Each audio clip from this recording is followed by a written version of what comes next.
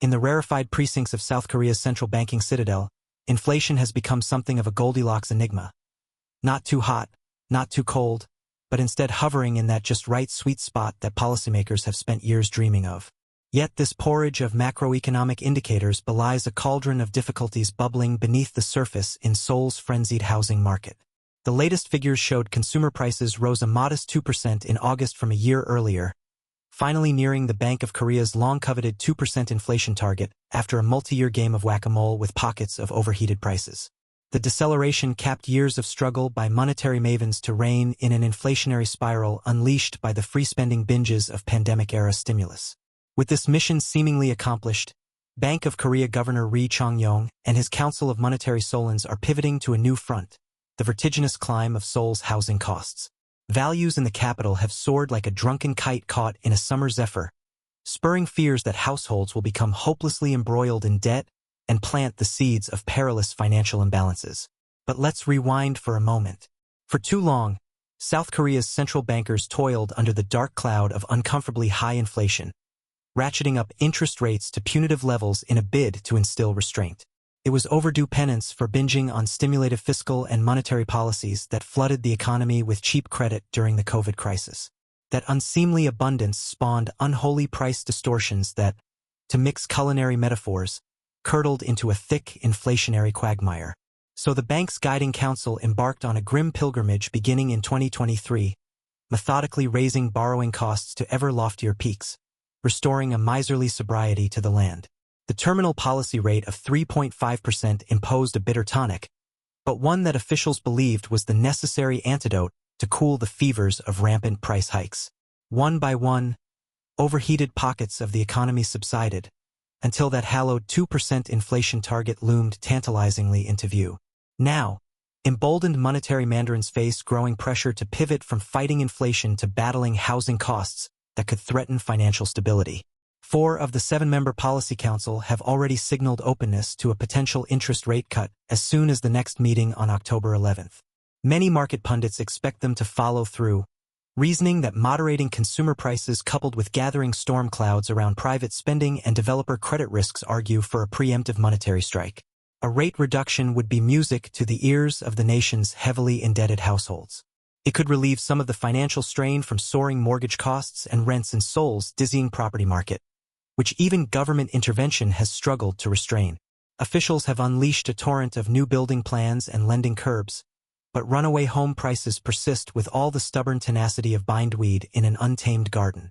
Perhaps a cut in borrowing costs could trim back those vigorously climbing vines ensnaring the Korean capital. Perhaps the policy pendulum can swing from stringent inflation fighting to a gentler stance focused on containing the many-headed hydra of housing costs and mounting household debt burdens.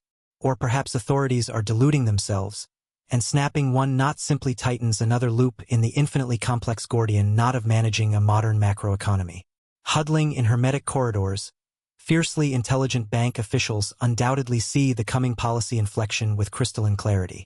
But peering into the murkier realm of how households, developers, and speculative frenzies respond to interest rate signals, well, that is the fog in which all central bankers are forced to grope and stumble.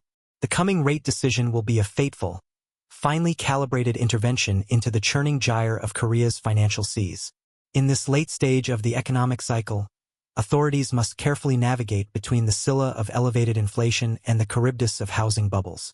The slightest miscalculation risks dashing the ship of state onto the rocky shoals that have scuttled so many highly credentialed economists' best-laid plans. Economic omniscience was always an illusion. The august money monks of Seoul's monetary temple must humbly chart a course through gales of radical uncertainty.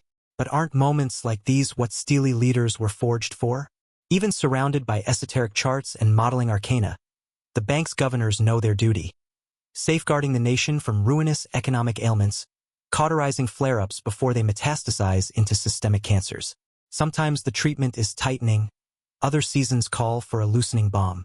Theirs is an endless vigil waged in the shadow of mistakes and miscalculations by central bank titans before them, from the Bundesbank's bout with hyperinflation to Greenspan's easy money misadventures. The history books are scorched by smoldering policy errors, offering silent rebuke to any who would steer this all-powerful vessel with unmerited swagger or hubris. No, far better steer these perilous waters with humility and prudence.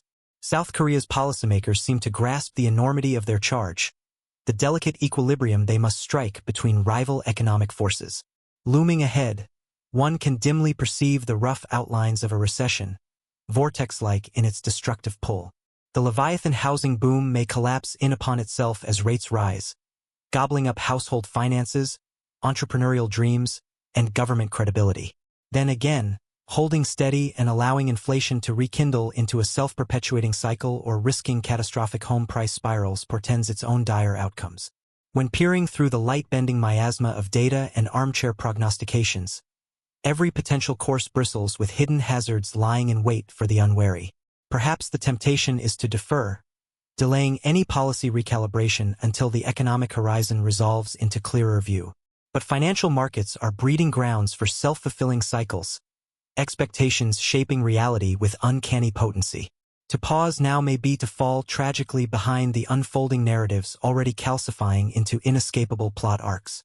In the end, there are no perfect policy solutions, only judicious adjustments rooted in hard-won experience and unconquerable determination. The central bank's imminent decision looms large precisely because it will be an inflection point, a rebasing of assumptions and signaling about the road ahead. So brace yourselves, Seoul. Brace for another pivot, another reconfiguring of policymakers' finely tuned instruments. The future may seem hazy to us journeyman observers, but to the initiates in Korea's monetary monasteries, the shadowy outlines of financial terror are intimately known.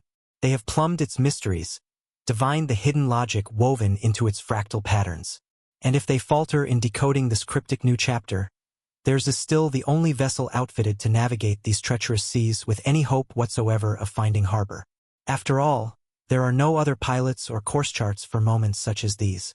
The crew has no choice but to assume command and steer on, learning by doing, nudging the macroeconomy ever so gently in hopes of reaching clearer and calmer waters.